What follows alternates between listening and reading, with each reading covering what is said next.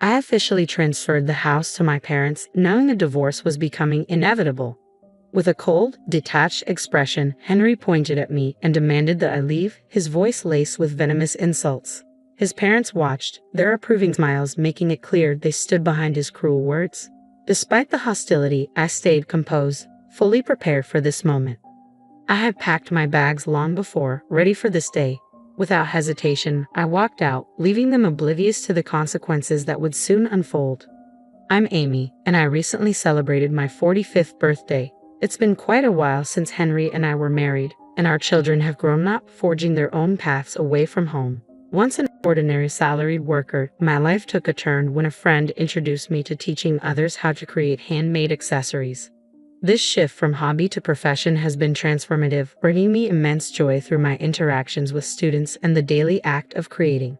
While some might doubt the wisdom of turning a passion into a career, I find deep fulfillment in it. Henry and I met by chance at my previous workplace, where he was associated with a client company. Our frequent encounters at work-related events blossomed into a deeper relationship, leading us to marry for love. After 4 wonderful years, we welcomed a lively and healthy son who has since graduated from a prestigious university and is now thriving in a happy marriage of his own. Yet, despite our son's achievements, Henry and I have struggled over the years. The gentle, thoughtful man I married transformed into someone much harsher, becoming increasingly demanding and treating me more like a servant than a partner. His expectations shifted daily, turning our home into a battleground over the smallest issues. As his verbal outbursts intensified, I found myself yearning for a fresh start, desperate to escape the turmoil. However, an unpaid mortgage kept me tethered to our current situation. To make matters worse, Henry inexplicably quit his job and now spends his days idly at home, leaving me to handle all the household responsibilities alone. The house we live in is especially dear to me as I financed its recent reconstruction with my savings. It stands as a testament to my dreams and hard work, a space crafted for my vision and effort. The spacious kitchen, thoughtfully designed, showcases my taste. Although Henry had some input in the layout, I ultimately covered all the expenses and ensured my preferences were realized. Building this house was both a challenge and a joy, embodying everything I had hoped for. Unfortunately, the financial burden was heavier than expected, forcing us to take on a larger loan than we had planned. Taking on such a significant financial burden in our 40s felt overwhelming, but the promise of happiness in our new home gave us the strength to manage the debt. Yet Henry remained dissatisfied. His input was only minimally reflected in the final design, and he frequently complained, dismissing the expenses as wasteful and akin to throwing money away. Despite his grievances, I chose to focus on the joy our new home brought, trying to ignore his discontent. As time passed, Henry's complaints grew quieter, and he began to express his frustration through childish behaviors, like scattering trash and creating messes to irritate me. I'd often found myself wondering when this cycle of conflict would come to an end. A few months after we moved in, as these thoughts swirled in my mind, the doorbell rang unexpectedly. We weren't expecting any visitors, which sparked my curiosity. Just as I was about to answer the door, Henry jumped up and moved to open it himself, as if he knew who it might be. Soon, cheerful voices and laughter floated in from the entrance. When the living room door finally swung open, I was taken aback to see my in-laws, Willie and Catherine. My relationship with them had always been strained. From the moment we announced our marriage, they had been cold and critical of my background, maintaining an uncomfortable distance even on our wedding day. Their sporadic visits since then always left me uncertain about how to navigate each encounter. Despite the lack of recent communication, their unexpected arrival left me feeling unsettled. I greeted them politely, though a hint of tension lingered in the air. They walked past me without a word, pointedly ignoring me and even brushing against my shoulder as they explored the house. Their envy was palpable as they admired the spacious, well-designed kitchen. Meanwhile, Henry reveled in their attention, proudly showing them around. When they returned, their faces reflected satisfaction, but Henry's mood shifted sharply. He turned to me with a stern expression and loudly commanded me to prepare tea and snacks quickly. Taken aback by his sudden outburst, I hurried to fulfill his request, feeling the weight of the moment as I set about making tea and snacks. Despite my efforts to be welcoming, Henry's parents appeared unsatisfied. Willie quickly polished off his snacks and tea, offering only a brief compliment about the house's interior. Amidst this, Henry, beaming with pride, extended an invitation for his parents to move in with us, hardly acknowledging my presence at all. As they listened to Henry and prepared to leave, I stood back, watching their retreating figures. The gap between Henry and me felt immense, especially as I saw him so animated and joyful with his parents, a side of him I hadn't witnessed in a long time. After Henry's invitation, his parents began visiting more frequently. What started as a few times a month quickly escalated to several times a week, and soon they were almost here every day. With each visit, their criticisms of me intensified, and Henry did nothing to intervene. Instead, he grew increasingly blameful, voicing relentless complaints about how I was supposedly upsetting our son. Amid the mounting challenges, I found myself unable to voice my growing frustration, settling instead for constant apologies. The visits from my in-laws became more frequent, often occurring while I was away. Henry and his parents left clear evidence of their activities behind: beer cans, empty bottles, and alcohol spills that stained our new rug. Despite my objections, our home began to smell of booze and felt increasingly neglected. Henry's complaints about my contributions felt particularly ironic, given that he did nothing to help around the house. His involvement in gambling added another layer of stress. Betting slips frequently appeared, highlighting the financial risks and the futility of trying to explain the dangers of his habit. The losses were especially painful as the money wasted was hard-earned from my relentless efforts. As the in-laws' visits became more frequent, they often timed their arrivals for when I was out. This made it increasingly difficult for me to manage the situation or assert any control over the growing chaos and discomfort in our home. One day, when I unexpectedly returned home early, I found Henry and his parents comfortably settled in our living room. Surprised, I confronted them, but their dismissive responses and snarky attitudes made it clear they saw my presence as an annoyance. Frustrated and stressed by their insolence, I realized I had reached my breaking point. Instead of succumbing to my emotions, I resolved to devise a plan to manage the situation effectively. In the midst of this turmoil, an unexpected incident unfolded. On a day I would typically be away, the in-laws arrived unannounced, their surprise at finding me home unmistakable. I couldn't resist making a sarcastic remark about their usual avoidance of me, but they brushed it off as they confidently entered the house.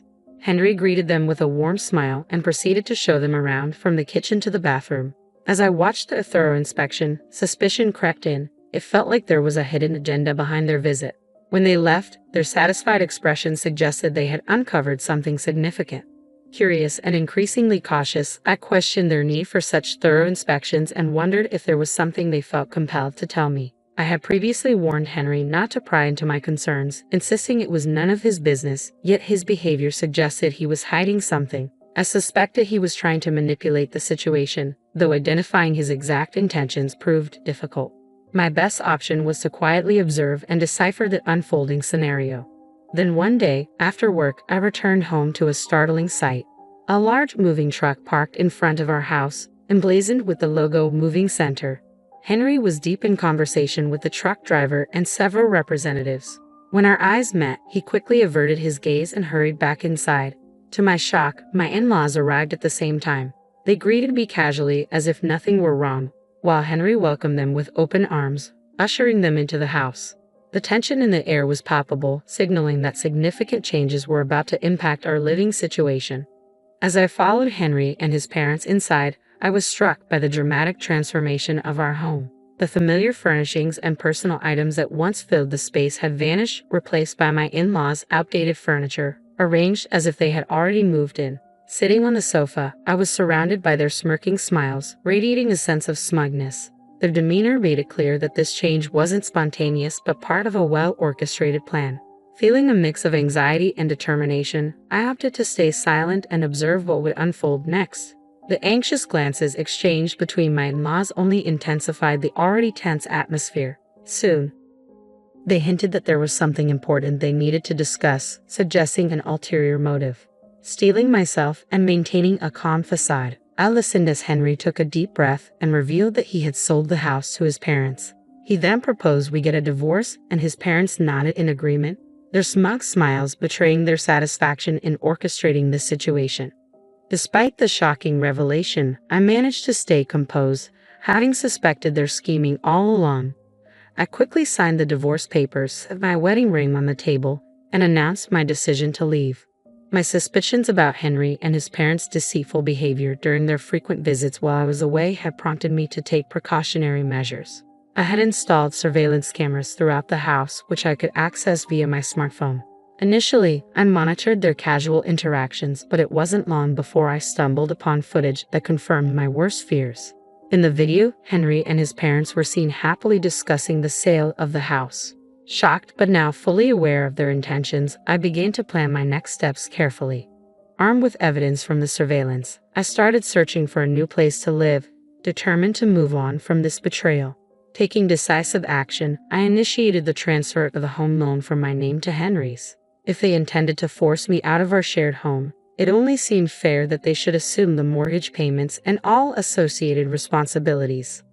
With a monthly payment of $3,800, an amount drawn from my hard-earned salary, I had serious doubts about whether Henry and his parents, considering their current employment situations, could handle such a financial burden. Determined to sever all financial ties, I refrained from offering any support. Now free from the burdens of that relationship, I moved into a new, well-organized home furnished with fresh items, eager to start anew. On a tranquil day off, savoring the luxury of sleeping in past noon, my relaxation was abruptly shattered by the doorbell. To my surprise, Henry and his parents stood at my doorstep, uninvited and unexpected. They barged in without waiting for an invitation and spread a document in front of me, accusing me of illegally altering the loan terms without their consent. I was taken aback by their audacity. They explained that shortly after I had left the old house, they received notification of the loan name change. Henry and his parents, all currently unemployed, were stunned, claiming they couldn't afford the steep monthly payments. In a heated outburst, Henry insisted they wouldn't cover the costs. I tried to reason with them, explaining the consequences of defaulting on the loan, including how interest and late fees could significantly increase their financial burden. Henry listened, initially skeptical, but began to grasp the seriousness of the situation. When Henry looked up the loan information online, shock and distress washed over his face. I suggested it was time for them to explore new job opportunities for a fresh start. Their expressions grew even paler as the reality of their situation sank in. They confessed to having no savings or assets, with Henry burdened by significant gambling debts and lacking the steady income. They pleaded for understanding and assistance, referencing the years we had spent together. Unmoved by their appeals, I shut the door firmly, determined to distance myself from any attempts to salvage the relationship. Frustrated, they reported me to the police, which ultimately resulted in their removal from my property. Due to their financial struggles, they eventually moved to a more affordable apartment on the outskirts of town, where Henry managed to secure a part-time job to support his family. Meanwhile, my life continued on an even keel.